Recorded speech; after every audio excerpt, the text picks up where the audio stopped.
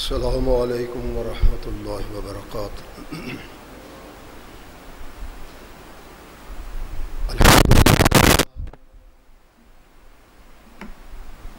الحمد للہ نحمده ونستعینه ونستغفره ونؤمن به ونتوکل علیہ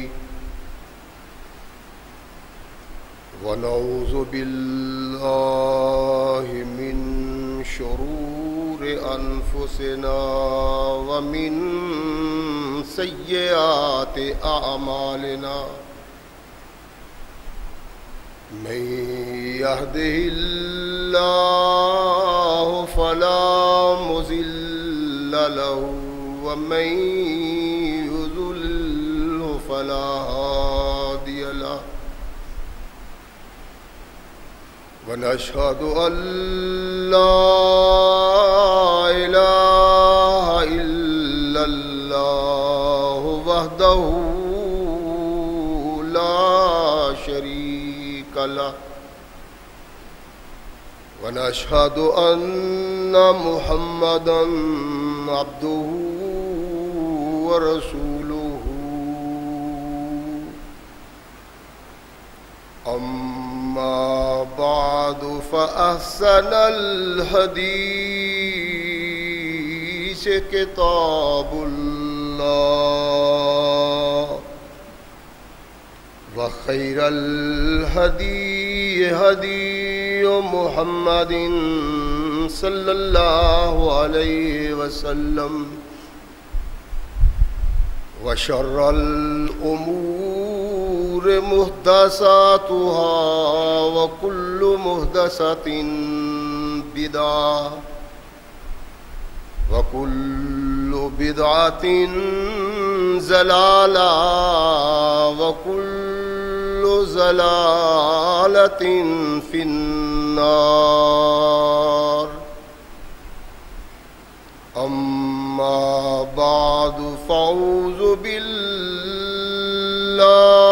السميع العليم من الشيطان الرجيم من همزه ونفخه ونفثه. بسم الله الرحمن الرحيم. لئلا يعلم أهل الكتاب ألا يقدرون على شيء من فضل الله وأن الفضل بيد الله يؤتيه من يشاء والله ذو الفضل العظيم. صدق اللہ مولانا العظیم وصدق رسولہ النبی الکریم. ہر قسم کی حمد و ثنا، تعریفات و توصیفات اس خالق و مالک کے لیے ہیں جس نے اس ساری کائنات کو تخلیق دیا اور اس کی حسن و آبادی کے لیے حضرت انسان کو تخلیق فرمایا. کروڑوں درود و سلام اس ہستی اقدس و مقدس پہ کہ جس کا نام نامی اسم گرامی ہے محمد. لاکھوں رحمتیں ان نفوس قدسیہ پہ کہ جنہوں نے سرور کائنات علیہ الصلاۃ والسلام سے اس ضابطۂ حیات کو وصول کیا اور اس کو ہم تک پہنچانے کے لیے اپنا تن من تن قربان کر دیا. اللہ کی یہ بہت بڑی کرم نوازی ہے کہ اس نے اس ضابطۂ حیات کو ہم تک پہنچانے کے لیے ایسے مضبوط ذرائع اور اسباب استعمال فرمائے کہ ان کی موجودگی میں ہم ببانگ دہل کہہ سکتے ہیں کہ یہ ضابطۂ حیات جو آج قرآن کی صورت میں ہمارے ہاتھوں میں موجود ہے، یہ وہی ضابطۂ حیات ہے جو آج سے کم و بیش 1450 سال پہلے نبی کائنات رسول ثقلین حضرت محمد رسول اللہ صلی اللہ علیہ وآلہ وسلم پہ انسانوں کی رشد و ہدایت کے لیے نازل ہوا۔ اللہ کی اس کرم نوازی پہ ہم جس قدر بھی اس کا شکریہ ادا کریں کما حق کا ہو اس کا شکریہ ادا نہیں ہوتا، اس لیے کہ یہ ضابطۂ حیات وہ دستور المتقی ہے کہ اگر انسان اس سے تعلق پیدا کر لے تو یہ قرآن اس کی دنیاوی زندگی میں ایک عظیم انقلاب پیدا کر دیتا ہے، اور اگر اس کو اپنے جسم و روح پہ جاری و طاری کر لیا جائے تو یہی وہ واحد ضابطۂ حیات ہے جو انسان کو دنیا کے ساتھ ساتھ عقبہ کی کامیابی کی ضمانت بھی دیتا ہے۔ مگر صدحیف ایسے ضابطۂ حیات کی موجودگی کے باوجود آج ہم تختہ ارض پہ اتنی بد نصیبی کی زندگی بسر کر رہے ہیں کہ شاید کوئی قوم ہم سے بڑھ کے بد نصیب نہ ہو۔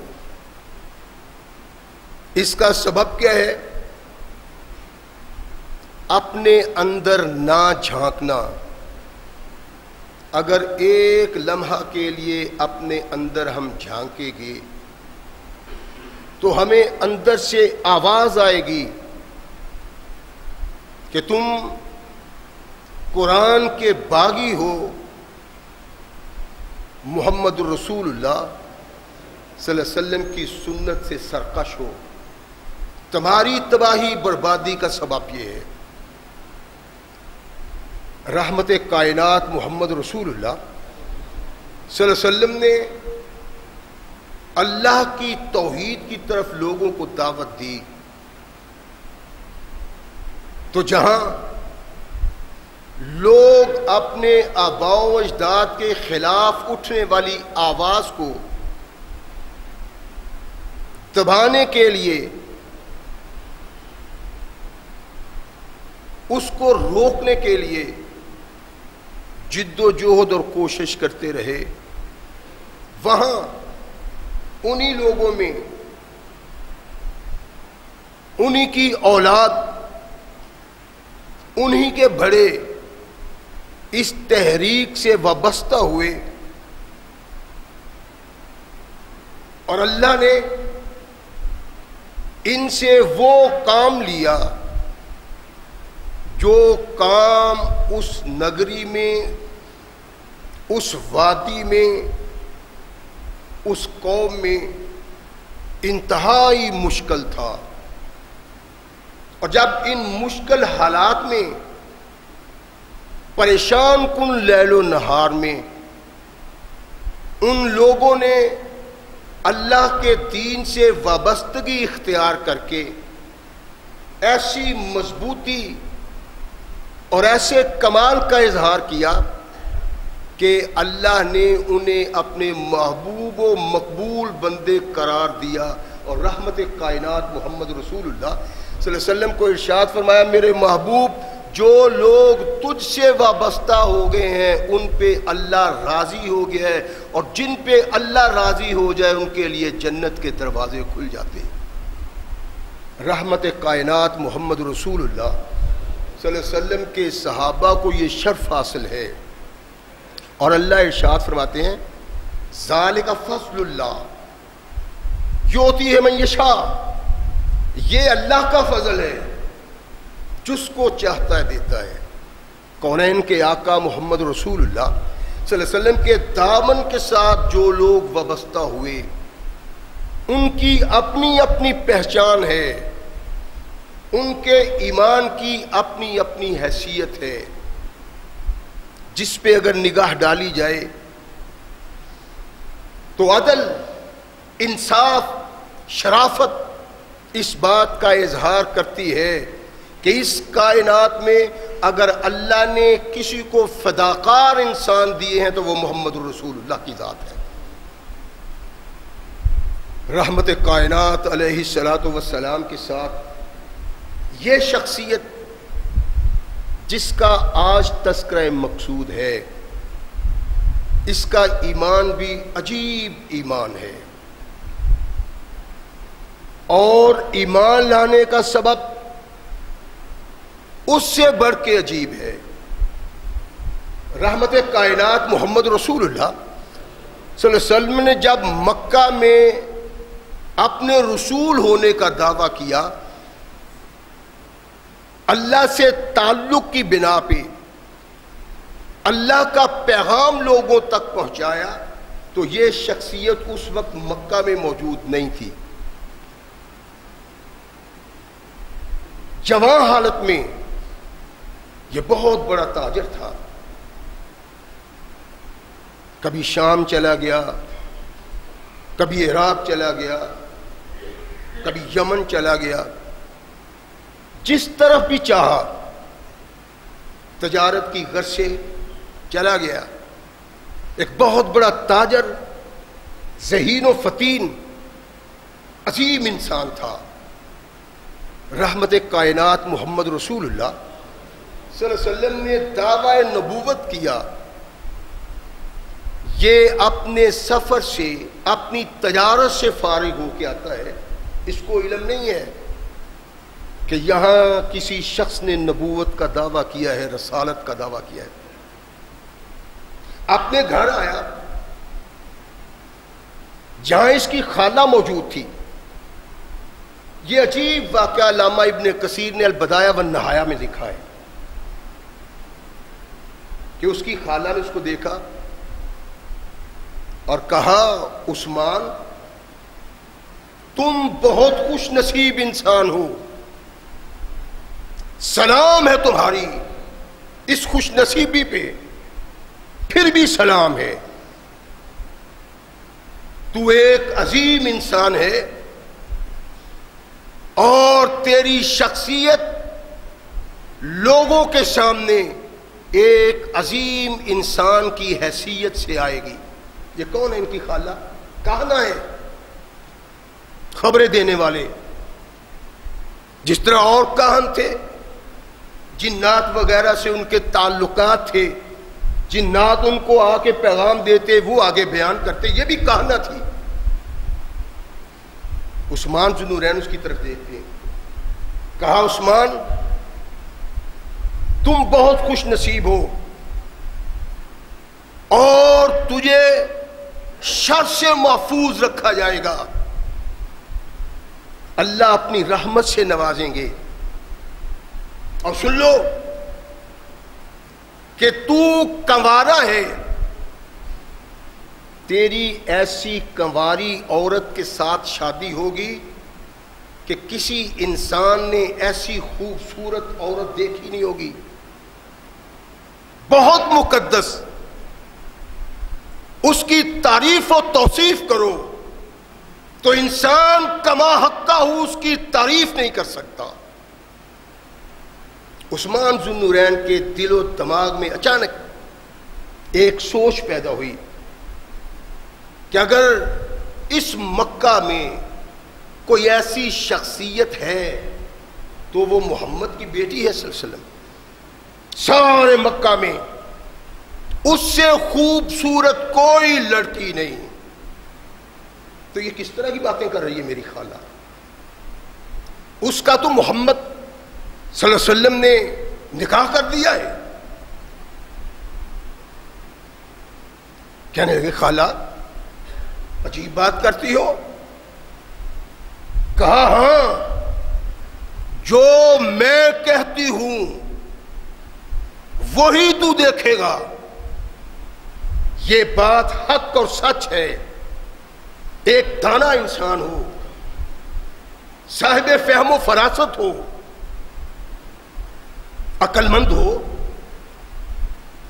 ایک نبی نے نبوت کا دعویٰ کیا، برہان اس کے ہاتھ میں ہے، بھیجا اس نے ہے، جو ساری کائنات کو بدلہ لے کے دیتا ہے۔ عثمان، اس سے وابستگی اختیار کرو اور سن لو، جو انسان اس سے متعلق ہوگا اس کائنات میں شرف اور فضل اسی کو ملے گا۔ عجیب باتیں کرتی ہو خالہ، ہمارے سارے علاقے میں ایسا کوئی واقعہ نہیں، ایسا کوئی ذکر نہیں کہ کوئی اس سوچ اور فکر کا دعویٰ کرتا ہو، کہنے لگی نہیں نہیں، محمد بن عبداللہ اللہ کا نبی ہے، اس کو رب نے اپنا رسول بنایا ہے اور اس پہ فرقان اترتا ہے، وحی آتی ہے، یادو بہی اللہ، وہ وحی سنا کے انسانوں کو اللہ کی طرف بلاتا ہے، جو اس سے وابستہ ہو گیا وہ کائنات کے جوہر کو پا گیا۔ لوگ اس سے اختلاف کریں گے، شور و غوغا ہوگا، اس کے خلاف میدان میں آئیں گے، کہا تمام لوگ ناکام ہو جائیں گے اور محمد کا سارے عرب میں ڈنکا چلے گا۔ ایمان لے آؤ اس پہ، تمہارا ایمان لانا تمہاری دنیا کے لیے بھی بہتر ہے اور آخرت کے لیے بھی بہتر ہے۔ عثمان بن نورین کہتے ہیں کہ عجب منظر، عجب سوچ، عجب بات، میں یہ فکر لے کے باہر نکلا ہوں اور اسی فکر میں ڈوبا چل رہا ہوں کہ مجھے راستے میں ابو بکر ملتے۔ میں نے کہا ابو بکر، آج میری خالہ نے مجھے عجیب بات سنائی ہے اور میرا دل اس میں ڈوبا ہوا ہے کہ یہ کیا بات ہے؟ کہا ہوا کیا ہے؟ کہنے لگے میری خالہ نے مجھے وہ جو کہنا ہے یہ بات بتلائی ہے اور میں سوچ و بچار میں گم ہوں، ابھی تک میں نے محمد سے ملاقات نہیں کی صلی اللہ علیہ وسلم۔ ابو بکر کہنے لگے ویحک یا عثمان، افسوس تم پہ عثمان کہ تو دانشمند، سمجھدار، فہم و فراست کا مالک، عقل کا مالک اور حق و باطل کا امتیاز کرنے والا انسان ہے۔ مکہ میں تو سازی شعور اور صاحب فہم و فراست انسان کم ہے، تجھے ابھی تک احساس نہیں ہوا؟ عثمان بڑے متوجہ ہوئے ابو بکر کی طرف کو، میں نے اپنی خالہ کی بات سنائی ہے، یہ ابو بکر مجھے کیا سنا رہے ہیں؟ دیکھا کیا کہنا چاہتے ہو؟ ارشاد فرمایا کہ تمہیں احساس نہیں کہ جن لوگوں کی، جن بتوں کی ہماری قوم، ہمارے آباء و اجداد پرستش کرتے ہیں، ان کی حیثیت کیا ہے؟ محض بت ہیں، لا تسمعوا ولا تبصروا ولا تضروا ولا تنفعوا۔ تجھے نہیں پتا؟ یہ محض بیکار ہیں، نہ یہ کچھ سنتے ہیں، نہ کچھ دیکھتے ہیں، نہ ضرر پہنچا سکتے ہیں، نہ نفع پہنچا سکتے ہیں۔ اس سے بڑھ کے کوئی قوم کیا بد نصیب ہو سکتی ہے کہ وہ ایسی چیزوں کو معبود مانے جو چیزیں اپنا دفاع نہیں کر سکتی، زبان سے کلام نہیں کر سکتی، آنکھ سے دیکھ نہیں سکتی، نہ اپنی مدد کر سکتی ہے نہ غیر کی مدد کر سکتی ہے۔ تجھے پتہ نہیں عثمان؟ کل تو بلا۔ عثمان کہتے ہیں میں نے کہا کہ ہاں ہاں بات تو تیری ٹھیک ہے، اور ان کو معبود ماننا جن کی کوئی توہین کرے وہ اپنی عزت کو بچا نہ سکے، چلتے پھرتے جانور ان پہ پیشاب کریں، ان کے منہ پہ زبان لگائیں، ان کو احساس ہی نہیں، یہ بچ نہیں سکتے۔ ایسی شخصیات کو، ایسے ناحرکت بتوں کو اللہ تصور کر کے قوم جس کے ساتھ وابستہ ہو گئی ہے، تیرے جیسے عقل مند آدمی کی سمجھ میں نہیں آتا۔ سیدنا عثمان رضی اللہ تعالیٰ عنہ کہتے ہیں کہ میں پریشان ہو گیا، دماغ چکرا گیا۔ بات تو ٹھیک تھی، قوم کس کی عبادت کرتی ہے، نہ اپنی جگہ سے ہل سکتے ہیں، نہ بات کر سکتے ہیں، نہ اپنا دفاع کر سکتے ہیں، اور جو اپنی عزت نہیں بچا سکتے وہ ہماری عزت کیا بچاتے ہیں؟ وہ ہمارے معین و مددگار کیسے ہوئے؟ وہ ہمارے رب کیسے ہو سکتے ہیں؟ سمجھ میں آتی ہے بات؟ اور یہ بات اس کی ہے جو رحمت کائنات محمد رسول اللہ کا غلام ہے۔ مجھے کہا کہ آؤ میرے ساتھ، تمہاری خالہ سچ کہتی ہے، اللہ کی قسم ھذا رسول اللہ محمد ابن عبداللہ قد بعثہ الی خلقہ برسالتہ، میں یقین سے کہتا ہوں کہ محمد اللہ کے رسول ہیں، اللہ نے مبعوث کیا ہے مخلوق کی طرف رسالت کے ساتھ، تاکہ محمد کی یہ ذمہ داری لگائی جائے کہ وہ قوم کو جہنم کی آگ سے بچا کے غیر اللہ سے محفوظ رکھ کے اللہ کی طرف لے جائے اور جنت کا راستہ دکھا دے۔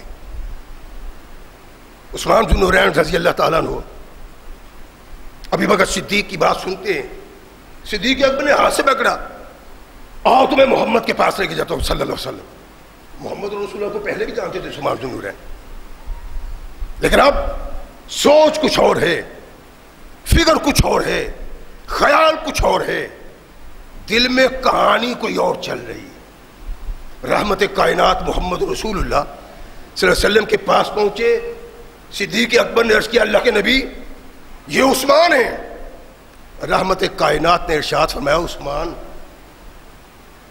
کیا میں تجھے جنت کا راستہ نہ بتلاؤں، اس آگ سے محفوظ کروں جو آگ اللہ نے اپنے باغیوں کے لیے تیار کی ہے، جو اللہ کا سرکش ہے، اللہ کا ساجی بناتا ہے، اللہ کا شریک بناتا ہے، اللہ نے اس پہ سکون کو حرام کر دیا ہے اور جہنم اس کے لیے واجب ہو گئی۔ رحمت کائنات محمد رسول اللہ صلی اللہ علیہ وسلم نے عثمان ذو النورین کے سامنے اسلام پیش کیا۔ عثمان کہتے ہیں کہ قدم اٹھانے کو دل نہ چاہا، میں نے رحمت کائنات محمد رسول اللہ صلی اللہ علیہ وسلم کے ہاتھ پہ توحید و رسالت کی بیعت کی۔ عثمان نے توحید و رسالت کی بیعت کی۔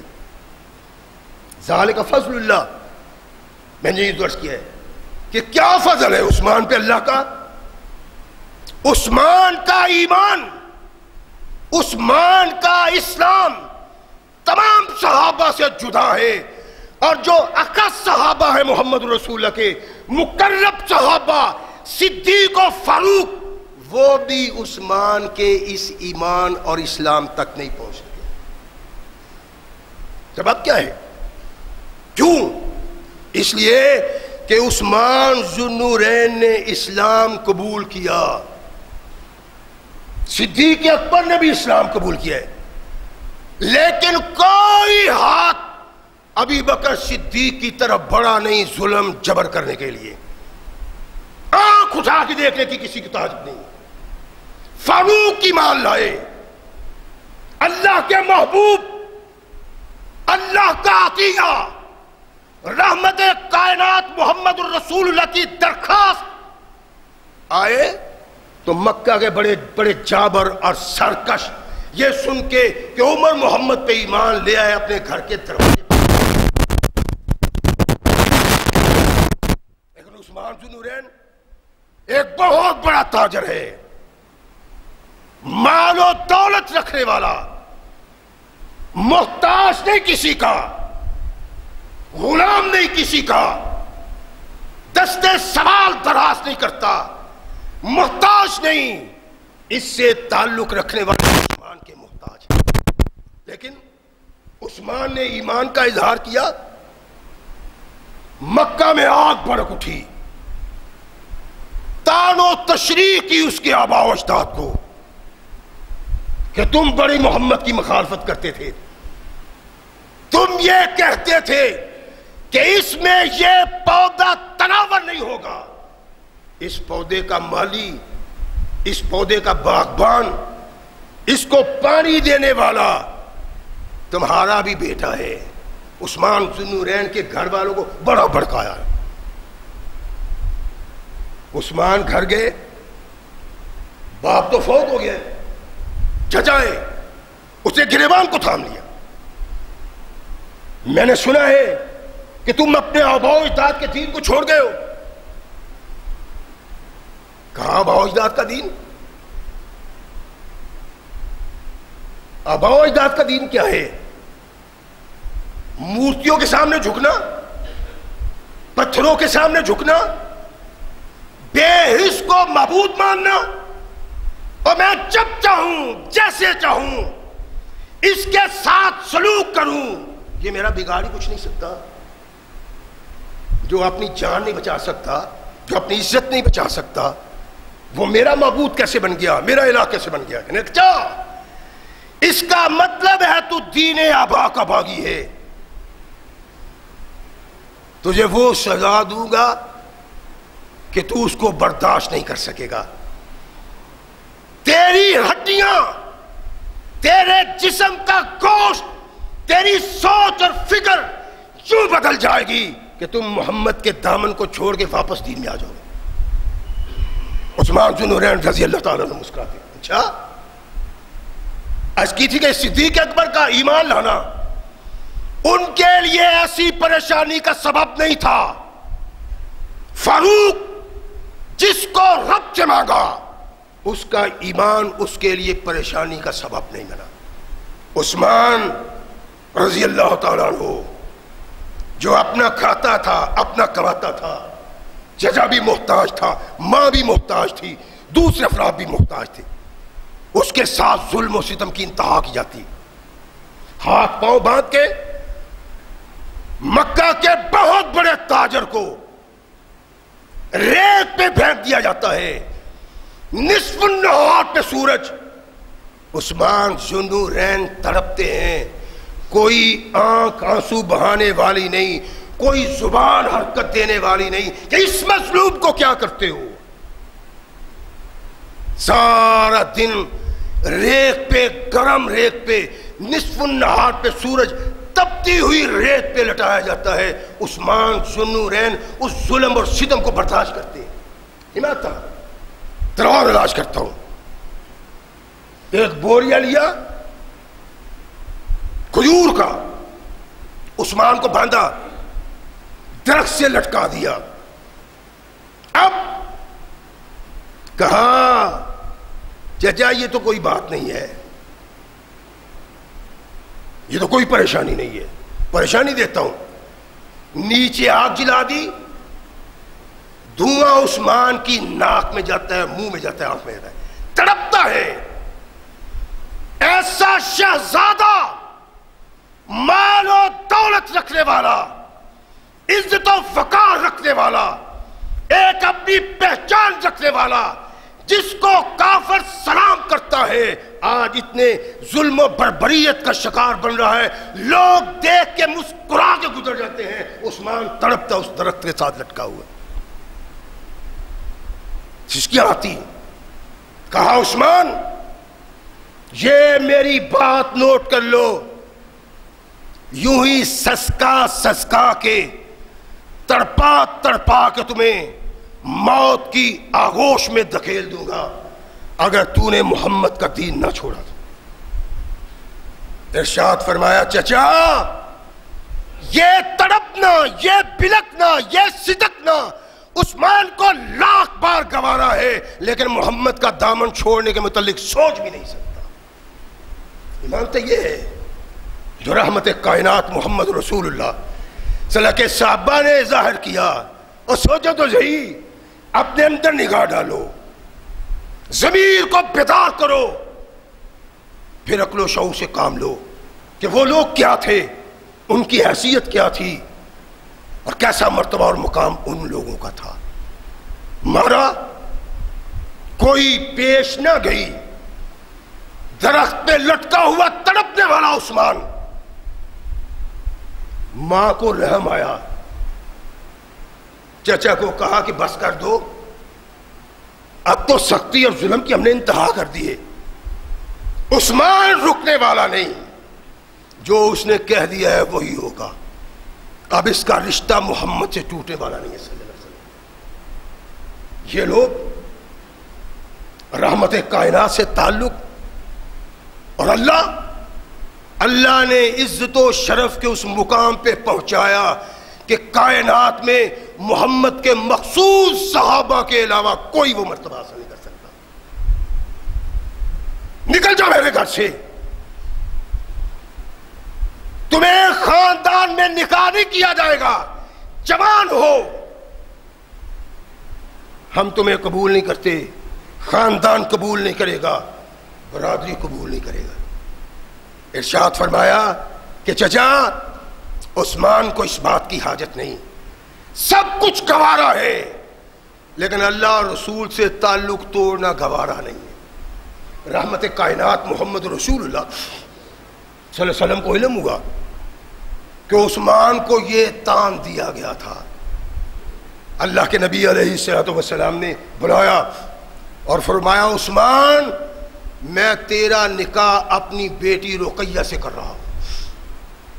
یہ مکہ کی وہ خاتون تھی, کوئی دیکھنے والی عورت اس سے خوبصورت کسی دوسری لڑکی اور عورت کو نہیں سمجھتی تھی.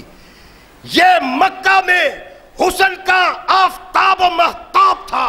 کائنات کے آقا محمد رسول اللہ صلی اللہ علیہ وسلم نے جس کے ساتھ عثمان کا رشتہ کر دیا, اور سارا مکہ یہ کہنے پہ مجبور تھا کہ وہ جوڑا جو مکہ میں سب سے حسین ترین جوڑا ہے وہ محمد کی بیٹی رقیہ اور عثمان, ان سے بڑھ کے کوئی خوبصورت نہیں. اللہ کے نبی علیہ الصلوۃ والسلام نے وابستہ کر دیا. مکہ حیران ہے, رشتہ دار حیران ہے, عزیز و اقارب حیران ہے. رحمت کائنات محمد رسول اللہ صلی اللہ علیہ وسلم یوں ہی عثمان کے ساتھ محبت اور پیار کا اظہار کرتے رہے. کمال پہ پہنچایا. وقت گزرتا گیا. اللہ کے نبی علیہ الصلوۃ والسلام کی بیٹی بیمار ہے, بدر کی لڑائی کے لیے جا رہے ہیں. آقا میں کیا کروں, آپ جنگ کو جا رہے ہیں, میں گھر میں بیٹھا رہوں. ارشاد فرمایا عثمان میری بیٹی کی نگہداشت کرو, اس کی تیمارداری کرو, ہوگے مدینہ میں تجھے بدر میں سمجھا جائے گا, اور جو بدر والوں کو مال غنیمت ملے گا وہی تجھے بھی مال غنیمت ملے گا. اللہ کے نبی دولت تو میرے پاس بڑی ہے, مال و زر بہت ہے, اس کا اجر و ثواب. فرمایا مال غنیمت کا حصہ بھی ملے گا, اللہ تمہیں بدر میں شریک ہونے کا اجر بھی دیں گے. یہ رحمت کائنات محمد رسول اللہ صلی اللہ علیہ وسلم کا وہ شرف و فضل تھا جس سے عثمان ذو النورین کو نوازا. اللہ کے نبی کے آنے سے پہلے ہی بیٹی فوت ہو گئی. رحمت کائنات علیہ الصلوۃ والسلام نے اپنی دوسری بیٹی کا نکاح کر دیا, ام کلثوم کا. کچھ ہی عرصہ گزرا, ام کلثوم بھی فوت ہو گئی. اللہ کے نبی نے کہا یا الناس لو کان عندنا اخرى لزوجناها بعثمان. میری بیٹی کوئی نہیں, اللہ کا یہ بندہ اتنا مقبول و محبوب ہے کہ اگر میری اور بیٹی ہوتی تو وہ بھی عثمان کے دامن سے وابستہ کر دیتی. یہ عزت, یہ وقار, یہ شخصیت ہے جس سے کائنات کے آقا محمد رسول اللہ صلی اللہ علیہ وسلم نے عثمان کو نوازا. اور یہی بات نہیں ہے کہ اللہ کے نبی نے اپنی 2 بیٹیاں دے دیں, عثمان ذو النورین اللہ کے نبی کے داماد بن گئے. یہی نہیں ہے, بلکہ رحمت کائنات محمد رسول اللہ صلی اللہ علیہ وسلم نے عثمان کو ایسا معزز قرار دیا ہے کہ جس کے عزت و شرف میں کائنات کا کوئی انسان اعتراض نہیں کر سکتا, تان نہیں کر سکتا. تان ہوا, ایک شخص آیا اما عائشہ کے پاس, عرض کرنے لگا اماں لوگ عثمان کو تان کرتے ہیں, اس کو برا کہتے ہیں. اماں نے کہا لعن اللہ ہو, اس پہ اللہ کی لعنت جو عثمان پہ اعتراض کرتا ہے، جو عثمان پہ تان کرتا ہے، ان جبریل یوحیا الیہ القرآن، جبریل محمد کی طرف قرآن نازل کرتا تھا، عثمان پاس ہوتا تھا، میری پشت ہوتی تھی، اللہ کے نبی عثمان کو آواز دے کے کہتے تھے عثمان آنے والا قرآن لکھو تاکہ تیرا لکھا ہوا قرآن آنے والی محمد کی امت تک قیامت تک پہنچ سکے۔ ذالک منزلۃ تلک المنزلۃ، یہ ہے وہ مقام جو کلمھا علی اللہ ورسولہ، یہ عزت و مقام، یہ بلند مرتبہ اس شخص کو ملتا ہے جو اللہ اور محمد کے نزدیک معزز ہوتا ہے۔ تعظیم، وقار، شخصیت رحمت کائنات محمد رسول اللہ صلی اللہ علیہ وسلم کے اس شخص کی ایسی ہے کہ کونین کے آقا محمد رسول اللہ صلی اللہ علیہ وسلم ارشاد فرماتے ہیں کہ میرے صحابہ میں یہ جنت میں میرا رفیق ہوگا۔ اللہ کہتے ہیں ذالک فضل اللہ یؤتی من یشاء، رحمت کائنات محمد رسول اللہ صلی اللہ علیہ وسلم بھوکے، کیسی عزت، کیسا وقار اور کیسا اللہ کا محبوب ہے۔ آیا اماں سے پوچھا کہ اماں آقا کہاں ہے؟ ارشاد فرمایا عثمان مسجد میں گئے ہیں اس وقت۔ کہا ہاں، سبب کیا ہے؟ کہا 2 دن سے محمد بھوکے ہیں۔ غور فرمائیں کہ کیسر و کسرا کا تاج اپنے پاؤں کے نیچے روندنے والا انسان، قیادت ان انسانوں کی جو سب کچھ محمد پہ قربان کر دیں، درود و سلام کہنے والے، ادب سے کھڑے ہونے والے، اس کے ہاتھوں سے گرنے والے پانی پہ جھپٹنے والے لوگ، ان کی موجودگی میں محمد رسول اللہ 2 دن سے بھوکے ہیں۔ عثمان ذوالنورین نے سنا تو چیخیں نکل گئیں، واپس گھر گئے، بکرا ذبح کیا،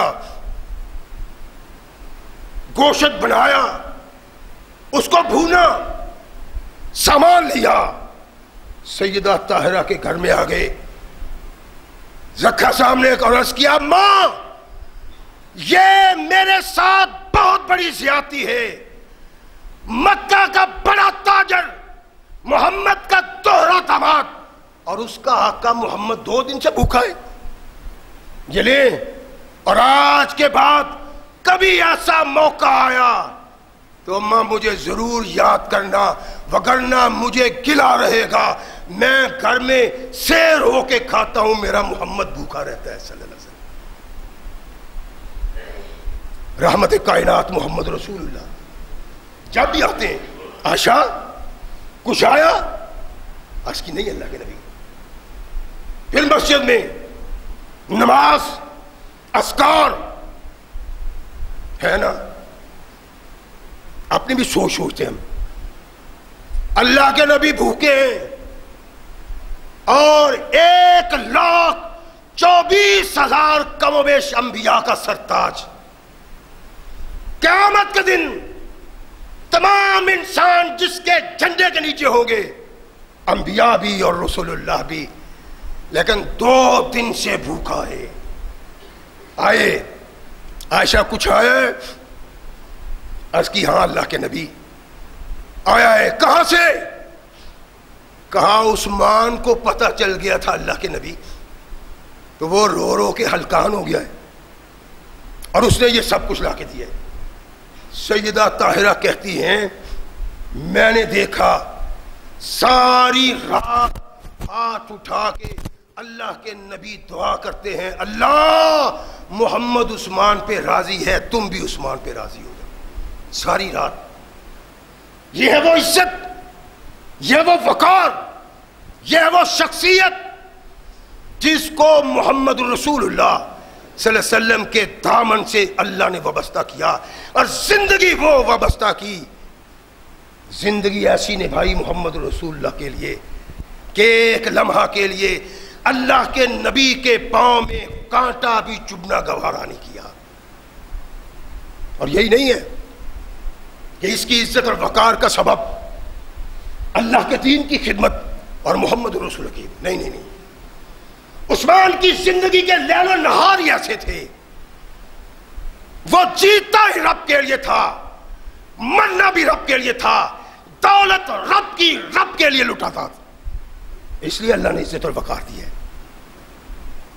رحمت کائنات محمد رسول اللہ صلی اللہ علیہ وسلم کا محبوب ساتھی، اور جس کو اللہ کے نبی نے 2 بیٹیاں دے کے عزت سے نوازا، جس کے متعلق کہا کہ یہ محمد کا ایسا غلام ہے کہ اس نے غلامی کا حق ادا کر دیا ہے، رفیقی فی الجنہ، اس کے احسان، اس کی نیکیوں کا صلہ یہ ہے کہ جنت میں یہ میرا رفیق ہوگا۔ بیٹھے ہوئے نیند آ گئی، مسجد میں سو گئے۔ علامہ ابن کثیر لکھتے ہیں کہ ابن سعید مخزومی مسجد میں آیا، لڑکپن ہے اس کا، وہ عثمان ذو النورین کو نہیں جانتا، دیکھا ہاتھ میں چڑیا ہے، اس کو چھوڑ دیا، مسجد میں آگے اور آگے بڑھا، آگے دیکھا کہ ایک انسان ایک اینٹ کے اوپر سر رکھ کے لیٹا ہوا ہے، روایت میں تھے مکمل اینٹ یاد اینٹ۔ وہ اس کے قریب گیا، دیکھنے لگا اور پھر دیکھتا ہی رہ گیا۔ عثمان ذو النورین آنکھ کھلی، ایک بچے کو، لڑکپن تھا، نہ جوان نہ بچہ، اشارہ میں انتا، کہنے لگا میں مخزومی ہوں۔ ہاں، ساتھ بھی وہ کہتے ہیں ایک شخص سویا ہوا تھا۔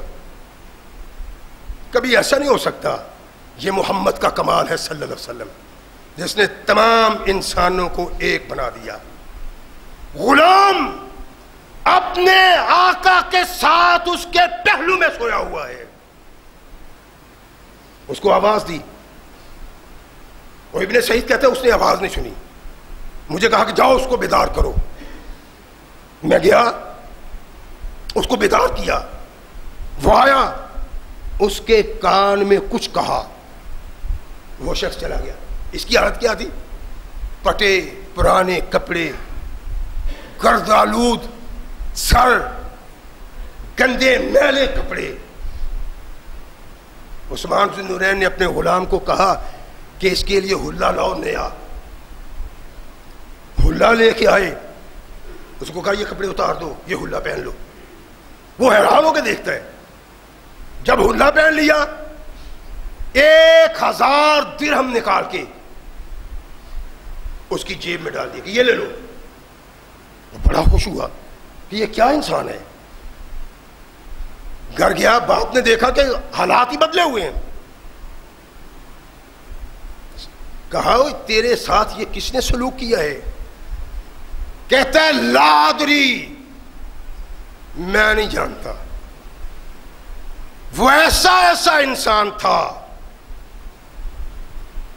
مارا کتو احسن منہ، بابا ان آنکھوں نے اتنا خوبصورت انسان پہلے دیکھا ہی نہیں ہے۔ باپ نے فوراً کہا کہ یہ عثمان بن عفان ہے، اس کے علاوہ کوئی نہیں ہو سکتا۔ عزت و وقار رب نے دیا کہ اس کے کام ایسے تھے، اس کا کردار ایسا تھا، اس کے لیل و نہار ایسے تھے کہ اشارہ کر دینے سے محمد کے غلام سمجھتے تھے کہ یہ اللہ کے نبی کا وہ غلام ہے جس نے اپنی دولت مسلمانوں پہ نشاور کر دی۔ یہ عزت و وقار تھا جو ثقلین کے تاجدار محمد رسول اللہ صلی اللہ علیہ وسلم کی اطاعت کے سبب عثمان ذو النورین کو ملا ہے۔ اور اللہ کے نبی کے یہ صحابہ اپنے کردار کی بنا پہ اس مقام پہ پہنچے کہ اللہ ان کو عرش سے سلام کہتا ہے اور ان پہ عرش سے درود پڑھتا ہے۔ کونین کے آقا محمد رسول اللہ صلی اللہ علیہ وسلم کے یہ وہ غلام تھے جن کا تذکرہ زمین پہ بھی ہوتا تھا اور جن کا تذکرہ فرشتوں میں اللہ بھی کرتا تھا۔ ثقلین کے تاجدار محمد رسول اللہ صلی اللہ علیہ وسلم پہ آنے والا قرآن کہتا ہے اپنے ایمان کی فکر کرو، اگر تمہارا ایمان ایسا ہے، تمہارا کردار ایسا ہے، تمہارے افعال ایسے ہیں تو تم اللہ کے محبوب ہو، اگر ایسا نہیں تو اللہ کے ساتھ تمہارا کوئی تعلق نہیں۔ اللہ ہمیں صحیح مسلمان بننے کی توفیق عطا فرمائے۔ وآخر دعوانا الحمدللہ رب